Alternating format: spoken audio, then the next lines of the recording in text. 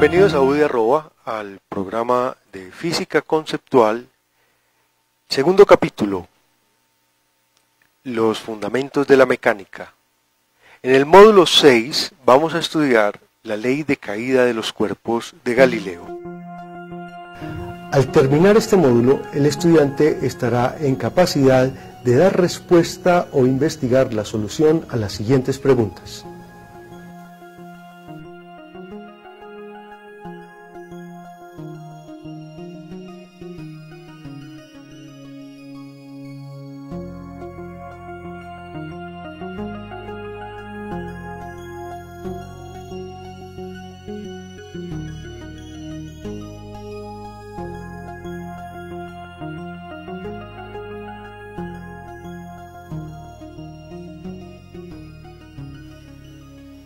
Ya hemos explicado cómo la defensa del sistema copernicano, iniciada por Galileo, parte de la estrategia de demostrar que el movimiento de los cuerpos, particularmente el movimiento de la Tierra, es posible sin que existan manifestaciones externas que denoten este tipo de movimiento.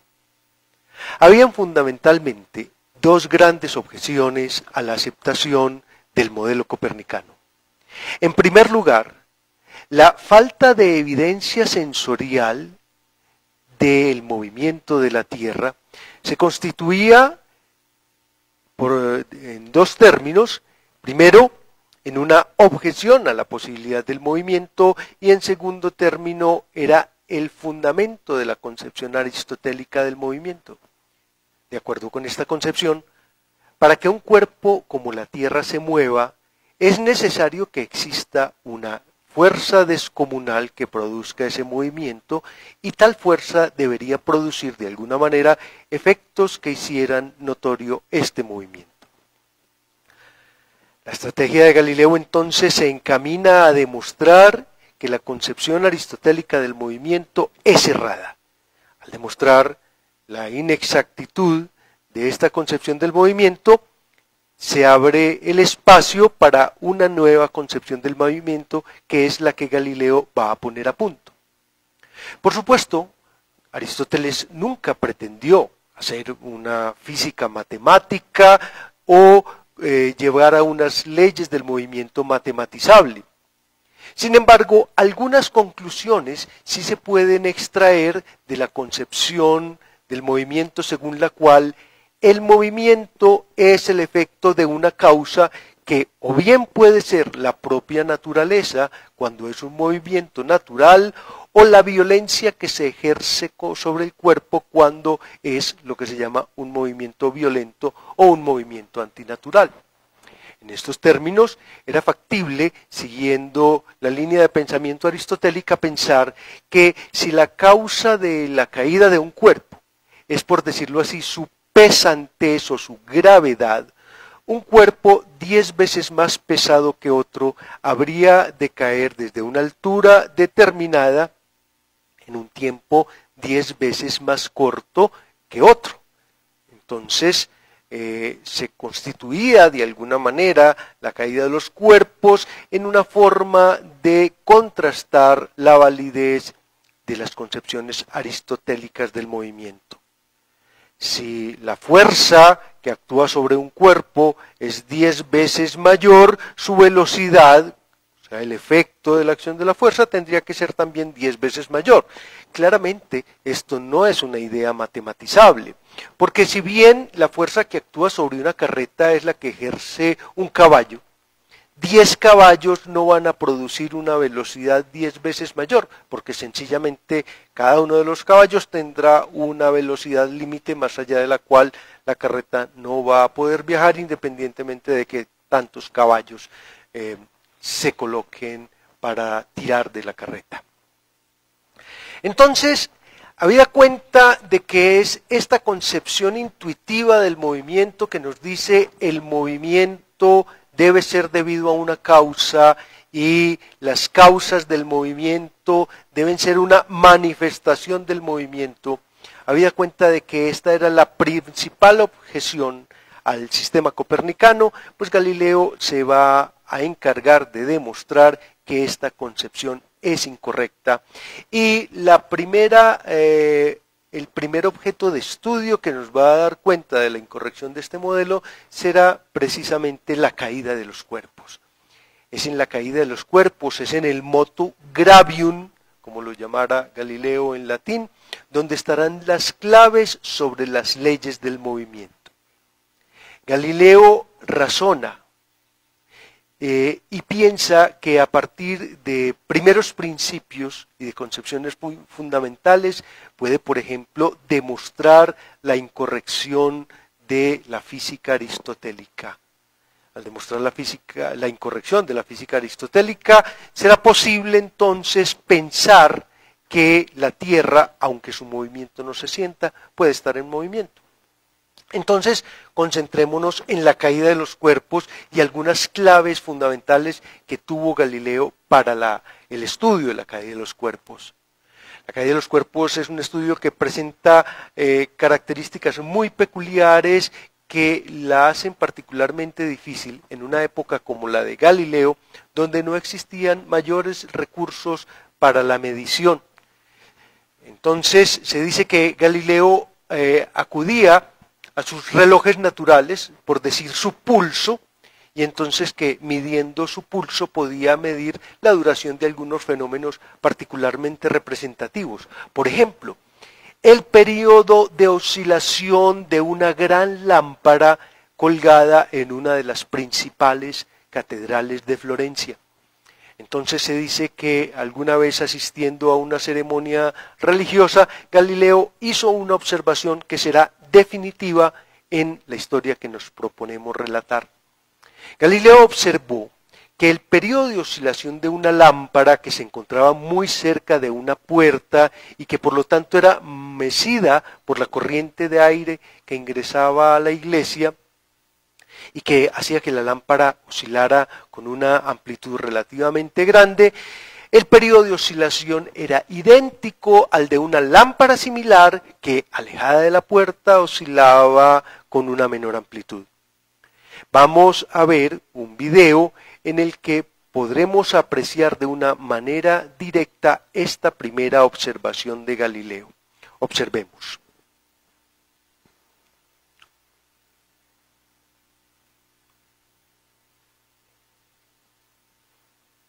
El péndulo realiza inicialmente oscilaciones con una pequeña amplitud y vamos a contar el tiempo necesario para 5 oscilaciones.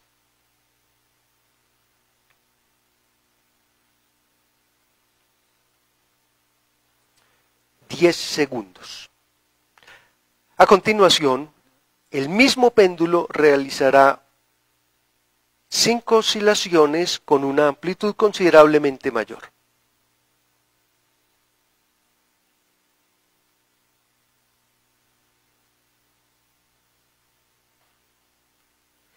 Dentro de la precisión del experimento que acabamos de hacer, de manera muy similar a como lo hizo Galileo, podemos ver que el periodo de oscilación es independiente de la amplitud de la oscilación.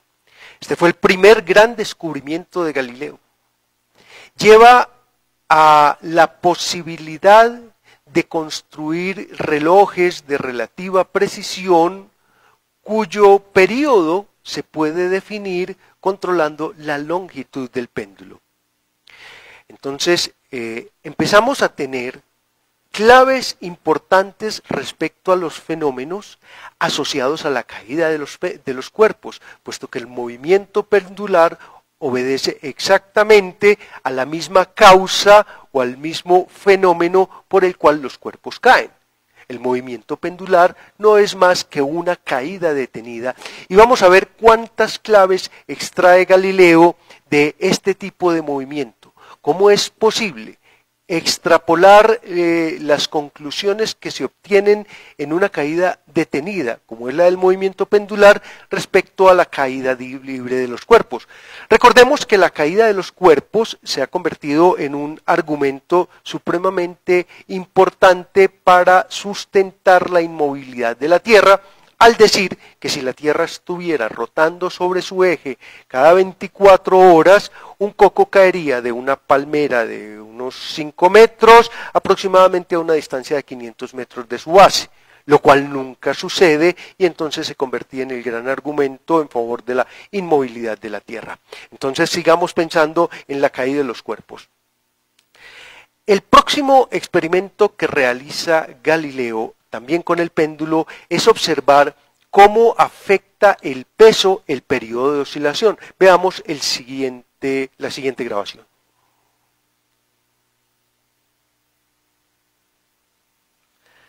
Dos péndulos de pesos muy diferentes, una relación de peso por lo menos de 1 a 10, se sueltan simultáneamente desde el mismo punto.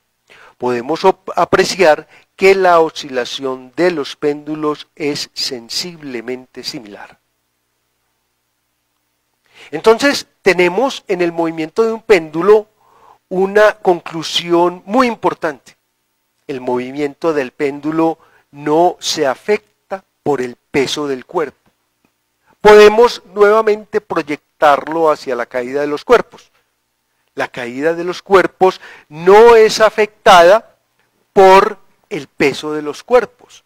Esto es una evidente y flagrante contradicción con lo que podríamos llamar la ley aristotélica de la caída de los cuerpos, según la cual mientras más pesado sea un cuerpo y por lo tanto mayor sea su deseo de encontrarse en el centro del universo, más rápidamente debe caer. Galileo hace el siguiente razonamiento. Voy a pasar al presentador y entonces miremos lo siguiente. Según Galileo, si la ley aristotélica de caída de los cuerpos fuera válida, entonces cuando un cuerpo que tiene un determinado peso recorre una altura h, un cuerpo que tiene un peso, digamos que este cuerpo 1 tiene un peso de 10 y este cuerpo 2 tiene un peso de 1. Entonces, si la ley de Aristóteles es cierta, cuando el cuerpo que pesa 10 ha recorrido la distancia h, el cuerpo que pesa 1 solo habrá recorrido una distancia que es la 10ª parte de h. Y entonces Galileo se hace la siguiente reflexión. ¿Qué pasa si ponemos los dos cuerpos unidos? El cuerpo que pesa 10 y el cuerpo que pesa 1. Entonces, según la reflexión de Galileo, siguiendo el pensamiento aristotélico, este cuerpo que ahora es la unión del cuerpo 10 más el cuerpo 1, deberá caer de tal forma que el cuerpo de mayor peso es frenado por el menor y el cuerpo de menor peso es arrastrado por el mayor. Nos devolvemos a la gráfica anterior. Diríamos que el cuerpo 1 cae en un tiempo t1 y el cuerpo 2 completaría su caída en un tiempo t2 mucho mayor que t1. De hecho, diríamos t2 sería 10 veces t1. ¿Qué pasa con el cuerpo combinado? Entonces se diría que el cuerpo combinado va a caer en un tiempo t. En un tiempo t que tendrá que ser menor que el tiempo 2, pero mayor que el tiempo 1, en vista de que el cuerpo mayor es frenado por el menor, pero el cuerpo menor es frenado por el mayor. Sin embargo, aquí llegamos a una contradicción siguiendo el pensamiento aristotélico, porque en realidad lo que tenemos ahora es un cuerpo que tiene un peso 3 que es igual a 11. Entonces Aristóteles nos lleva a la conclusión de que un cuerpo más pesado cae más lento que otro cuerpo más liviano. Llegamos entonces a una contradicción. Podemos decir que si la línea de pensamiento aristotélica nos conduce a una contradicción, es porque esa línea es falsa. Si la ley aristotélica nos dice que los cuerpos caen más rápido mientras son más pesados y concluimos que es falsa, debemos llegar a la conclusión de que, como va a afirmar Galileo, todos los cuerpos caen desde la misma altura, en el mismo tiempo, independiente de su peso. Entonces vamos a ver la siguiente grabación donde ilustramos las apreciaciones de Galileo sobre la caída de los cuerpos, viendo cómo dos cuerpos que tienen la misma forma, pero una relación de peso diferente, caen en diferentes medios que ofrecen diferentes grados de resistencia a la caída. Veamos entonces esta grabación. Dos cuerpos de igual forma y distinto peso caen en glicerina. Observemos la posición del cuerpo más liviano, que es el rojo, cuando el cuerpo más pesado, que es de acero, ya ha caído. Ahora repetimos la experiencia con los dos mismos cuerpos, pero ahora caen en agua. De nuevo observemos la diferencia en la posición cuando el más pesado ya ha caído. Noten que se reduce, aunque todavía es apreciable, se reduce la diferencia. Ahora repitamos la experiencia en el aire.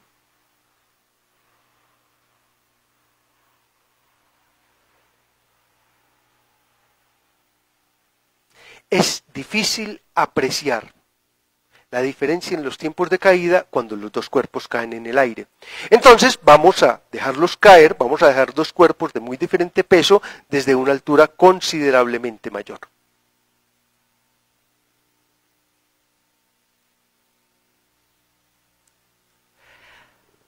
Se puede apreciar que el cuerpo de mayor peso cae ligeramente más rápido que el cuerpo de menor peso, pero nunca para justificar la ley aristotélica de que el peso mayor implica una mayor velocidad de caída. En realidad lo que hemos visto es que la resistencia del medio afecta de manera diferente a cuerpos que tienen pesos diferentes. Entonces, y aquí es donde viene el paso magistral de Galileo, pensemos qué ocurriría si el medio no ejerciera ninguna resistencia a la caída de los cuerpos. ¿En qué condiciones podrían caer los cuerpos sin tener ningún tipo de resistencia? Pues en el vacío. Ahora, Galileo estaba muy lejos de poder llevar a la práctica un experimento de caída en el vacío. De hecho, hoy en día nos da dificultad conseguir realmente un buen vacío como para hacer el experimento. Sin embargo, y esta es la línea de pensamiento de Galileo, lo que verdaderamente importa no es si el experimento se puede o no se puede realizar, sino que los experimentos que sí se han realizado definen una tendencia gracias a la cual yo puedo llegar a una conclusión. En el vacío, cuando la resistencia sobre los cuerpos es absolutamente nula, los cuerpos caen desde la misma altura, en el mismo tiempo, independientemente de su peso. Entonces vemos cómo el pensamiento galileano confronta la concepción aristotélica del movimiento de los cuerpos y desde un punto de vista estrictamente lógico y matemático nos hace ver que esa concepción, por lo menos aplicada a la caída de los cuerpos, es incorrecta. Entonces después Galileo nos muestra cómo nos podemos aproximar a la verdadera ley de caída de los cuerpos a partir de una metodología de aproximaciones sucesivas. Si es la resistencia del medio lo que establece la diferencia en la caída de los cuerpos, entonces gradualmente vamos reduciendo la diferencia de los medios. Primero en glicerina, después en agua, después en aire y finalmente hacemos nuestro hipotético experimento en el vacío y obtenemos la ley. De esta manera, Galileo establece una metodología de interrogar a la naturaleza desde una perspectiva perspectiva práctica, experimental y a partir de un razonamiento lógico que nos lleva a unas conclusiones y nos permite establecer una ley. Por primera vez entonces Galileo establece una ley. Galileo debe mucho de sus razonamientos al trabajo que previamente han hecho pensadores muy importantes en la Escuela de París, algunos otros pensadores como Giordano Bruno se han planteado el problema de cómo discernir el movimiento de un sistema desde dentro del sistema y han llegado a la conclusión de que esto es imposible, nos han conducido entonces a una senda que nos va a llevar a descartar completamente la física o la concepción del movimiento aristotélica para construir una nueva concepción del movimiento. En el próximo módulo veremos cómo se pueden extrapolar las conclusiones de esta ley de caída para establecer una ley general del movimiento de los cuerpos. De esta manera hemos terminado con la primera parte del módulo 6 del capítulo de los fundamentos de la mecánica de nuestro curso de física conceptual para UD Arroba.